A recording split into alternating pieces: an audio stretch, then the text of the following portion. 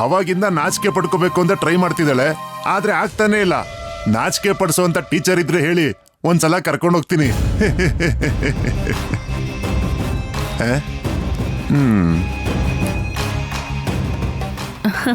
ಚೀಚಿ, ಓಮಾ, ಯಾರನ್ನಮ್ಮ ಹುಡುಕ್ತಾ ಇರೋದು? ಇನ್ಯಾರು? ನಮ್ಮ ಅಣ್ಣನೇ ಹುಡುಕ್ತಾ ಇರ್ಬೇಕು. ಅವನೇನೋ ಕೆಲಸದಲ್ಲಿರ್ತಾನೆ. ನೀನು ಒಳಗೆ ಹೋಗಮ್ಮ, ನಾನು ಹೋಗವನ್ನ ಕರ್ಕೊಂಬರ್ತೀನಿ. ಸರಿ. ಇಲ್ಲಿ ಬಾಕಂದ.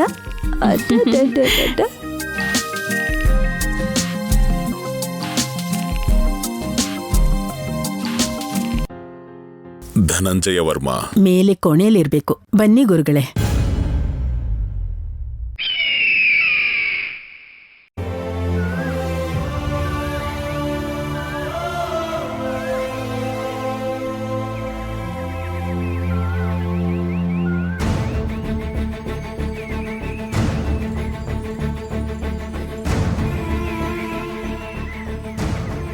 ಯಾಕೆ ಮಹಾದೇವಿ ಈ ಥರ ಇದೆಯಾ? ಏನಾದರೂ ನೋವಿದ್ರೆ ಹೇಳ್ಕೊ. ನೋವಾ? ನನಗೇನು ನೋವ್ರಿ? ನನ್ಗೆ ಯಾವ ನೋವು ಇಲ್ಲ. ನಿನ್ನ ಮನಸ್ಸೊಳಗಿರೋ ನೋವು ಮಾತಲ್ಲಿ ಕಾಣ್ತಿಲ್ಲ ಅಂದರೂ ಆ ನಿನ್ನ ಕಣ್ಣುಗಳು ಮಾತ್ರ ನೋವಿದೆ ಅಂತ ಹೇಳ್ತಾ ಇದೆ ಮಹಾದೇವಿ.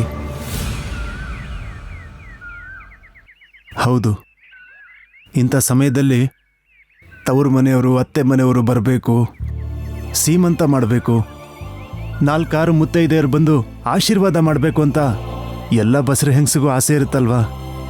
ಆದರೆ ಏನು ಮಾಡೋದು? ನಿನ್ನೋರು ಅಂತಾನೂ ಯಾರೂ ಇಲ್ಲ, ನನ್ನೋರು ಅಂತಾನೂ ಇಲ್ಲ. ಅದಕ್ಕೆ ಈ ನಿನ್ನ ಗಂಡ ನಿನಗೆ ಸೀಮಂತ ಮಾಡ್ತಾನೆ. ನೀವಾ? ಯಾಕೆ ನಾನು ಮಾಡಬಾರ್ದ ಹೇಗೆ?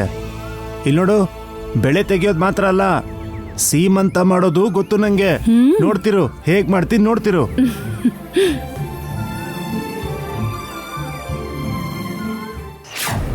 ಏನಾದ್ರೂ ಮಾಡ್ತೀನಿ. ಆ ನಿಧಿನ ಪಡ್ಕೊಳ್ಳೋದಕ್ಕೆ ನೀನ್ ಏನ್ ಹೇಳಿದ್ರು ಮಾಡ್ತೀನಿ. ಮಾಡೋದಕ್ಕೆ ನೀನಿದೀಯಾ, ಮಾಡಿಸೋದಕ್ಕೆ ನಾನಿದ್ದೀನಿ. ಆದ್ರೆ ಮಾಡೋದಕ್ಕೆ ಆ ಮನೆಯನ್ನ ನಮಗೆ ಕೊಡೋದಕ್ಕೆ ಯಾರಿದ್ದಾರೆ? ಆ ನಿಧಿ ನಿನಗೆ ಬೇಕು ಅಂದ್ರೆ ಆ ಮನೆ ನನಗೆ ಬೇಕು. ಅರ್ಥ ಆಯ್ತು ಪಶುಪತಿ. ಆ ಮನೆನ ಪಡ್ಕೊಳ್ಳೋ ಪ್ರಯತ್ನದಲ್ಲೇ ಇದ್ದೀನಿ ನಾನು. ಅದು ನೀನ್ ಅನ್ಕೊಂಡಷ್ಟು ಸುಲಭವಾದ ಕೆಲಸ ಅಲ್ಲ. ಯಾವುದೋ ಒಂದು ಶಕ್ತಿ ಆ ಮನೆಯನ್ನ, ಆ ಮನೆ ಮನುಷ್ಯರನ್ನ ಕಾಪಾಡ್ತಾ ಇದೆ. ಅದನ್ನ ಎದುರಿಸೋದು ಅಷ್ಟು ಸುಲಭ ಅಲ್ಲ. ಇಲ್ಲ ಕೊಡಲ್ಲ ಅಂದ್ರೆ ಸ್ಮಶಾನಕ್ಕೆ ಕಳಿಸ್ಬಿಡ್ತೀನಿ. ಪಶುಪತಿ, ನೀನ ಶಕ್ತಿನೇ ಹೆಚ್ಚು ಅನ್ಕೋ ಪರವಾಗಿಲ್ಲ, ಆದ್ರೆ ಈ ಧನಂಜಯ ವರ್ಮನ ಶಕ್ತಿನ ಕಮ್ಮಿ ಅನ್ಕೋಬೇಡ.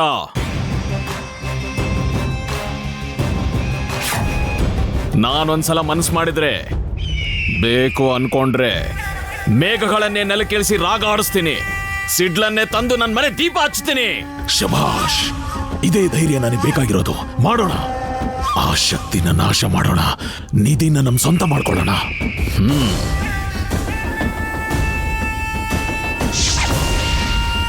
ಬನ್ನಿ. ಪ್ರಣಾಮಗಳು ಗುರುವರೆಯ. ಚಿರಂಜೀವ ಚಿರಂಜೀವ. ವರ್ಮಾ, ತಾಯಿ ಮಗು ಕ್ಷೇಮವಾಗಿ ಮನೆಗೆ ಬಂದ್ರು.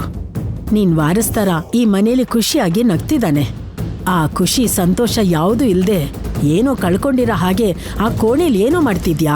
ಹೋಗ್ ನೋಡೋ, ಹೋಗು. ಹುಟ್ಟಿರೋ ಮಗ ಶತ್ರುಗಳನ್ನ ನಾಶ ಮಾಡ್ತಾನೆ ಅಂದ್ರೆ ಸಂತೋಷ ಇರುತ್ತಮ್ಮ, ಆದ್ರೆ ಶತ್ರುಗಳ ಜೊತೆ ಸ್ನೇಹ ಮಾಡ್ತಾನೆ ಅಂದ್ರೆ ಎಲ್ಲಿಂದ ಇರುತ್ತೆ?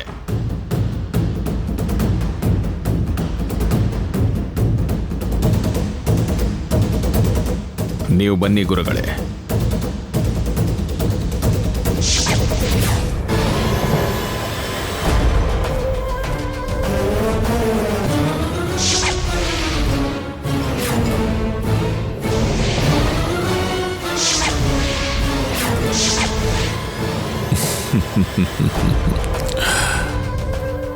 ಬನ್ನಿ ಗುರುಗಳೇ, ನಿಮ್ ಕೋಣೆ ತೋರಿಸ್ತೀನಿ. ನಾನಿಲ್ಲಿರೋದಕ್ ಬಂದಿಲ್ಲಪ್ಪ. ನೀನ್ ಹೋಗ್ತಿರೋ ದಾರಿ ತಪ್ಪು ಅಂತ ನಿನ್ನ ಎಚ್ಚರ ವಹಿಸಕ್ ಬಂದಿದ್ದೀನಿ. ಗುರುಗಳೇ, ನಿನ್ ಬುದ್ಧಿ ಸಂಪೂರ್ಣವಾಗಿ ಆ ನಿಧಿ ಬಗ್ಗೆನೇ ಯೋಚಿಸ್ತಾ ಇದೆ ಅಂತ ನನಗೆ ಗೊತ್ತು. ತಲತಲಾಂತರಗಳಿಂದ ವಶಪಡಿಸ್ಕೊಳಕಾಗ್ತಿರೋ ನಿಧಿನ ಆದಷ್ಟು ಬೇಗ ಪಡ್ಕೋಬೇಕನ್ನೋ ಲಕ್ಷ್ಯದಿಂದ ತಪ್ಪು ಹೆಜ್ಜೆ ಆಗ್ಬೇಡ.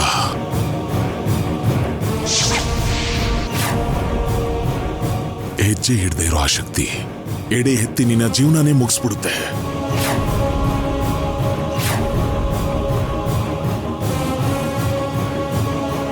ಅದರ ಕೋಪಾಗ್ನಿಗೆ ನಿನ್ನ ವಂಶ ನಾಶ ಆಗೋಗುತ್ತೆ.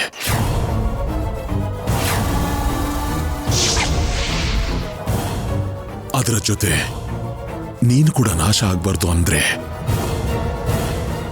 ಗರುಡ ಶಕ್ತಿನ ನಂಬ್ಕೋ. ಗರುಡ ಬಲ ಇಲ್ದೆ, ಗರುಡ ರಕ್ಷೆ ಇಲ್ದೆ ಆ ನಿಧಿನ ಪಡ್ಕೊಳ್ಳೋದಕ್ಕೆ ಅಸಾಧ್ಯ.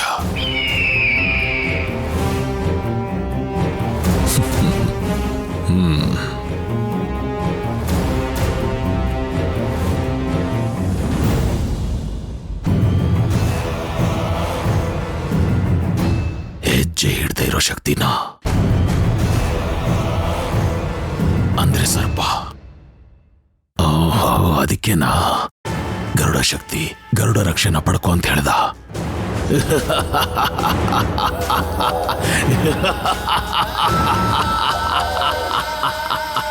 ದಾರಿ ಸಿಕ್ತು, ದಾರಿ ಸಿಕ್ತು.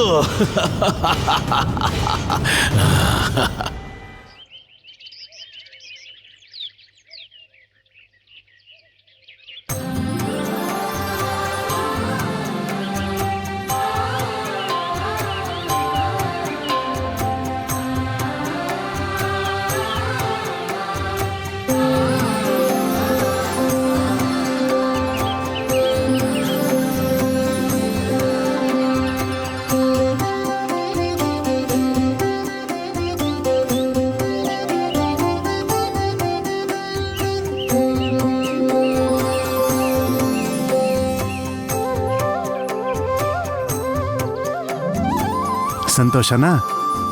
ತುಂಬಾ ಸಂತೋಷ ಆಯ್ತು ರೀ. ಪ್ರೀತ್ಸೋ ಗಂಡ್ಸು ಗಂಡ ಆದ್ರೆ ಪ್ರಪಂಚನೇ ತಂದು ಪಾದದ ಕೆಳಗೆ ಇಡ್ತಾನೆ ಅಂದ್ರೆ ಅದನ್ ಏನೋ ಅನ್ಕೊಂಡಿದ್ದೆ. ಈಗ ಕಣ್ಣಾರೆ ನೋಡ್ದೆ. ಗಂಡನಾಗಿ ಬೊಟ್ಟಿಟ್ರಿ, ಅಮ್ಮನಾಗಿ ಆರತಿ ಮಾಡಿದ್ರಿ, ಅಪ್ಪನಾಗಿ ಆಶೀರ್ವಾದ ಮಾಡಿದ್ರಿ. ಒಂದ್ ಹೆಣ್ಣು ಜೀವಕ್ಕೆ ಇದಕ್ಕಿಂತ ಇನ್ನೇನ್ ಬೇಕ್ರಿ? ಏನೇ ಆದ್ರೂ ಕೂಡ ಕೆಲವು ವಿಷಯಗಳನ್ನ ನಿನ್ ಗಂಡ ಮಾಡಕ್ಕಾಗಲ್ವೇ? ಏನ್ರಿ ಅದು? ಮುತ್ತೈದೆಯರು ಇಲ್ದೆ ಸೀಮಂತ ಮಾಡಿದ್ರು ಕೂಡ ಅವ್ರಿಗೆ ತಾಂಬೂಲನ ಕೊಡಕ್ಕಾಗಲ್ವಲ್ಲ? ಬೇಜಾರ್ ಮಾಡ್ಕೋಬೇಡ್ರಿ. ಅಲ್ಲ, ಮುತ್ತೈದೇರ್ ಇಲ್ಲ ಅಂತ ಯಾಕೆ ಅನ್ಕೋತೀರಾ? ನಾವು ಕರೆದ್ರೆ ಬರೋದಕ್ಕೆ, ತಾಂಬೂಲ ಕೊಟ್ರೆ ತಗೊಳಕ್ಕೆ 3 ಜನ ಮುತ್ತೈದೇರಿದ್ದಾರೆ. 3? ಹೌದು ರೀ. ಜುಳು ಜುಳು ಹರಿಯೋ ಗೋದಾವರಿ ಮೊದಲನೇ ಮುತ್ತೈದೆ. ಬಂಗಾರದ ಅಂಚಿಗೆ ಹಸಿರು ಸೀರೆ ಉಟ್ಕೊಂಡಿರೋ ಈ ಭೂಮಾತೆ 2ನೇ ಮುತ್ತೈದೆ. ನಮ್ ಮನೆ ದೇವತೆ ನಾಗಮ್ಮ ತಾಯಿ 3ನೇ ಮುತ್ತೈದೆ. ತಾಂಬೂಲ ಇಸ್ಕೊಳ್ಳೋದಕ್ಕೆ ಮನುಷ್ಯರು ಇಲ್ದೇ ಇರೋದ್ರಿಂದ ಹುತ್ತಕ್ಕೆ, ಭೂತಾಯಿಗೆ, ಗೋದಾವರಿ ನದಿಗೆ ತಾಂಬೂಲ ಕೊಡಬೇಕು ಅಂತಿದ್ಯಾ, ಅಷ್ಟೇ ತಾನೇ? ಆ ಹುತ್ತ, ಈ ಗಂಟು, ಆ ಗೋದಾವರಿ ಮನಸ್ಸಿಲ್ದೇ ಇರೋ ಮನುಷ್ಯರ್ಗಿಂತ ತುಂಬಾ ಒಳ್ಳೇದು ರೀ. ಮನಸ್ಸಿಟ್ಟು ನೋಡಿದ್ರೆ ಅದೇ ತುಂಬಾ ಒಳ್ಳೆ ಮನ್ಸ್ಗಳು. ಮಹಾದೇವಿ ನಮ್ಮನ್ನ ಮುತ್ತೈದೆಯರು ಅಂತ ಕರೆದು ಎಷ್ಟೋ ಪ್ರೀತಿಯಿಂದ ಬಾಗಿನ ಕೊಡಬೇಕು ಅಂತ ಆಸೆ ಪಡ್ತಿದ್ದಾಳೆ. ಮಹಾದೇವಿ ಪರಮೇಶಿಯ ಅನ್ಯೋನ್ಯತೆ ನೋಡುವುದಕ್ಕೆ ಆನಂದವಾಗುತ್ತಿದೆ. ಅಂತಹ ಉತ್ತಮ ದಂಪತಿಗಳಿಗೆ ಈ ಭೂಮಾತೆಯ ಅನುಗ್ರಹ ಯಾವತ್ತಿಗೂ ಇರುತ್ತದೆ. ಜುಳುಜುಳು ಹರಿಯೋ ಈ ಗೋದಾವರಿ ಹತ್ರ ಬರೋ ಭಕ್ತರು ಯಾವಾಗಲೂ ಕ್ಷೇಮವಾಗಿ ಸುಖ ಸಂತೋಷದಿಂದ ಇರ್ತಾರೆ. ನಾವು ಹೋಗಿ ಆಕೆ ಕೊಡೋಂಥ ಬಾಗಿನ ತಗೊಳನ್ವಾ? ನೀವು ಹೋಗಿ ನನ್ನ ಭಕ್ತಳು ಕೊಡೋಂಥ ಬಾಗಿನ ತಗೊಂಡು ಸಂತೃಪ್ತರಾಗಿರಿ.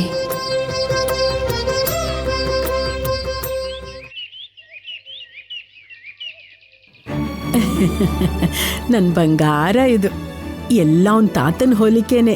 ಅದಕ್ಕೆ ಅವ್ರ ತಾತನ ಹೆಸರು ವೀರೇಂದ್ರ ವರ್ಮಾ ಅಂತ ಇಡೋಣ. ಯಾಕೆ? ಏನ್ ಬೇಕಾಗಿಲ್ಲ. ನಿಧಿಗೋಸ್ಕರ ಇಡೀ ದೇಶ ಓಡಾಡ್ಕೊಂಡಿರ್ಬೇಕಾ? ಇವನಿಗೆ ಯಾವ್ದಾದ್ರು ಸಿನಿಮಾ ಹೀರೋ ಹೆಸರು ಇಡೋಣ. ಏನ್ ಹೆಸರಿಡ್ಬೇಕು ಅಂತ ಗುರುಗಳು ನಿರ್ಧಾರ ಮಾಡ್ತಾರೆ. ಹೌದಮ್ಮ, ಗುರುಗಳು ಹೇಳಿದ ಹೆಸರೇ ಇಡೋಣ.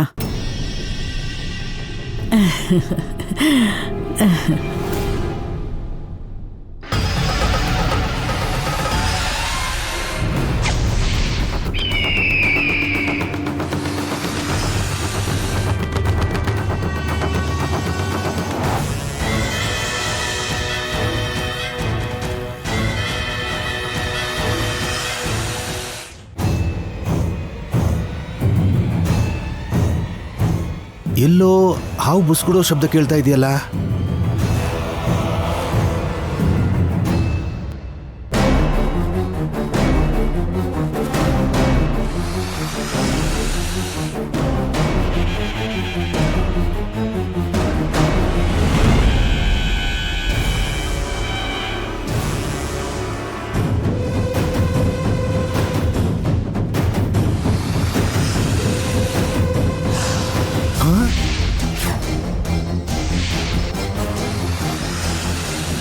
ಹೋಗೋ, ಆ ಗರುಡನ ದೃಷ್ಟಿಗೆ ಬಂಧನ ಹಾಕೋ.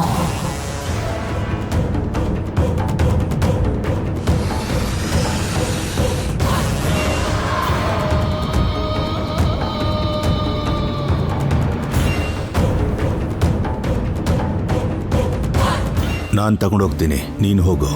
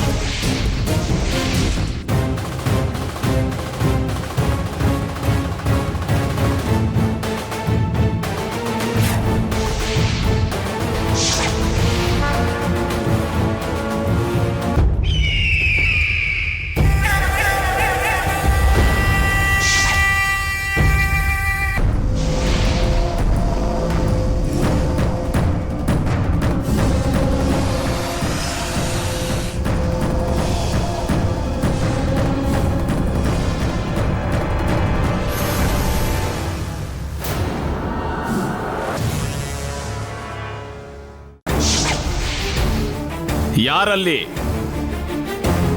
ಹೇಳಿ ಬುದ್ಧಿ. ಪೂಜೆಗೆ ಬಳಸೋ ಹೂ ಮಾಲೆ ಎಲ್ ಬೇಕಲ್ಲಿ ಬಿಸಾಕ್ತೀರಾ? ಇನ್ನೊಂದ್ಸಲ ಈ ತರ ನಡೆದ್ರೆ ಸಾಯಿಸ್ಬಿಡ್ತೀನಿ. ತಪ್ಪಾಯ್ತು ಬುದ್ಧಿ. ಏಯ್ ಬುದ್ಧಿ, ಕೆಳಗ್ ಬಿದ್ದಿರೋ ಹೂ ಮಾಲೆನ ಪೂಜೆಗೆ ಬಳಸಬಾರ್ದು, ಬೇರೆ ಯಾವ್ದಕ್ಕಾದ್ರೂ ಉಪಯೋಗಿಸ್ಕೊಳ್ಳಿ. ಸರಿ ಬುದ್ಧಿ.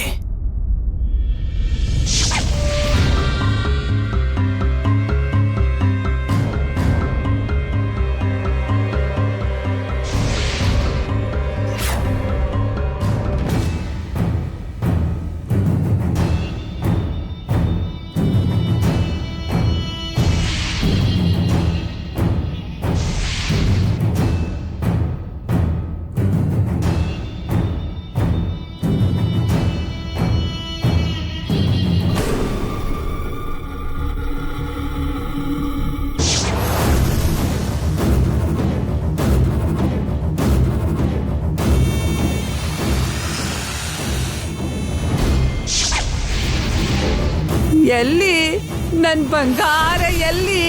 ಅರೆ ನನ್ ಬಂಗಾರ, ನನ್ ಕಂದ, ಏನ್ ಮಾಡ್ತಿದ್ಯಾ ನನ್ ಚಿನ್ನ? ಏನ್ ನೋಡ್ತಿದ್ಯೋ? ಈ ಬಂಗಾರಮ್ಮ ಬರ್ಲಿಲ್ಲ ಅಂತ ಎದುರು ನೋಡ್ತಿದ್ಯಾ? ಈಗೋ ನೀನ್ ನಾಮಕರಣ ಇದೆ ಅಂತ ಗೊತ್ತಾಗಿ ನಮ್ಮೂರ್ ಪೇಟೆಗೆ ಹೋಗಿ ಹೊಸ ಸೀರೆ ತಗೊಂಡು ಇವಾಗ ಬಂದೆ ಕಣೋ. ಅಷ್ಟಕ್ಕೂ ನಿಮ್ಮ ಅಮ್ಮ ಅಜ್ಜಿ ಎಲ್ಲೋ ಕಾಣಿಸ್ತಿಲ್ವಲ್ಲ? ಏನಮ್ಮ ಚೆನ್ನಾಗಿದ್ದೀರಾ? ಇವಾಗ ಬಂದ್ರಾ? ಹೌದು. ಈಗ ಬಂದ್ರಾ? ಹೌದು ಮೊಮ್ಮಗಳೇ, ಒಟ್ನಲ್ಲಿ ಬಂಗಾರದಂತ ಮಗನ್ ಎತ್ತೆ.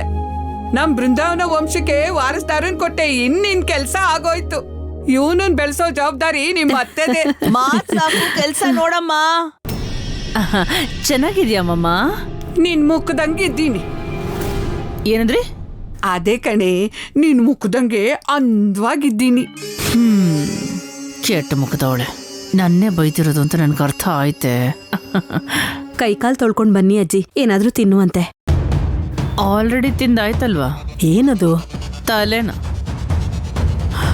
ಬಾಯಿ ಮುಚ್ಚು. ದೊಡ್ಡೋರು ಚಿಕ್ಕೋರು ಅಂದೆ ಏನ್ ಮಾತದು? ಅವಳಿಗೂ ನನ್ಗೂ ಅನ್ಸ್ಕೊಳ್ಳೋದು ಅನ್ನೋದು ಇದ್ದಿದ್ದೆ, ಬಿಟ್ಬಿಡು. ನೀವ್ ಬನ್ನಿ ಅಮ್ಮ, ತಿಂಡಿ ತಿನ್ನೋಣವಂತೆ. ಅಷ್ಟೂರಿಂದ ಬಂದಿದ್ದು ತಿಂಡಿ ತಿನ್ನಕ.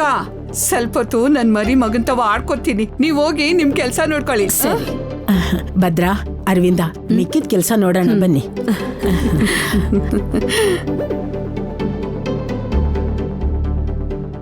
ಏ ಮೊಮ್ಮಗ್ನೆ, ನಿನ್ಗೋಸ್ಕರ ಈ ದೃಷ್ಟಿ ದಾರ ತಂದಿದ್ದೀನೋ.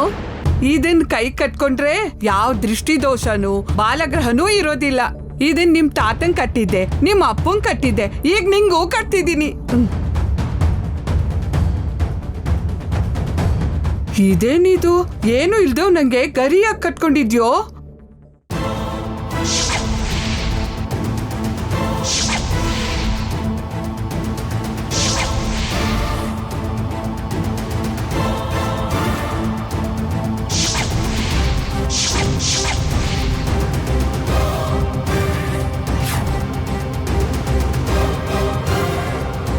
ಈ ದೃಷ್ಟಿದಾರ ನಿನ್ ಶ್ರೀರಾಮ್ ರಕ್ಷೆ ಕಣೋ.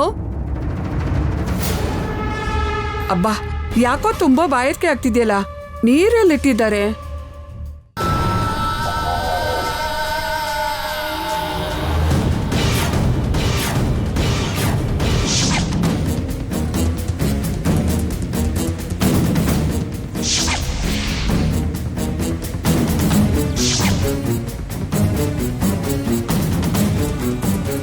ವರ್ಮಾ, ಗುರುಗಳೇ, ಏನಾಯ್ತು ಗುರುಗಳೇ?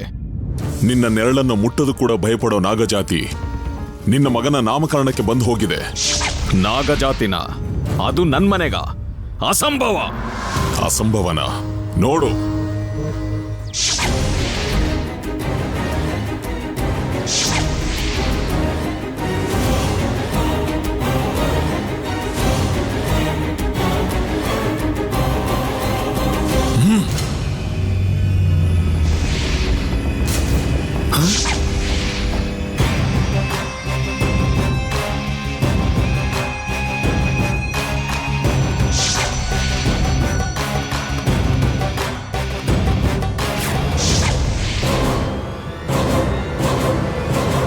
ನೋಡು, ನಿನ್ನ ಮಗನ ಕೈಯಲ್ಲಿ ಇರಬೇಕಾಗಿರೋ ಗರುಡ ರಕ್ಷೆ ಮಾಯ ಆಗಿದೆ.